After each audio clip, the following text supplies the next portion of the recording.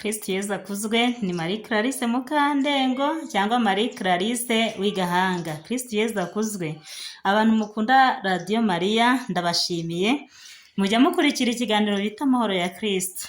Turi mu gikorwa rero cyo kuzajya gusura umuvandimwe watumye ikiganiro Amahoro ya Kristo kibaho, cyangwa se umuntu watumye Misericordia ndaje Nyagasani ibaho. Kristo Yezu akuzwe. Dufatanye rero mu murimo wa Nyagasani, waba urwaye, waba urwaje, waba ufite ibibazo by'ubuzima, waba ufite ibibazo byo mu rugo, humura Yezu arahari. Uwa Kristo ntajya atana n'imisaraba.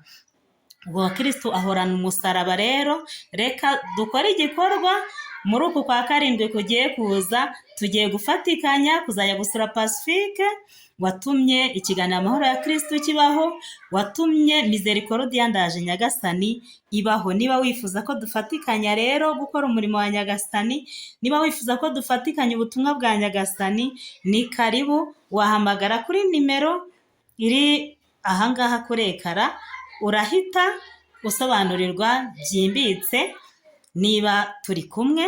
Yezu ari kumwe nawe. Kristo Yezu akuzwe.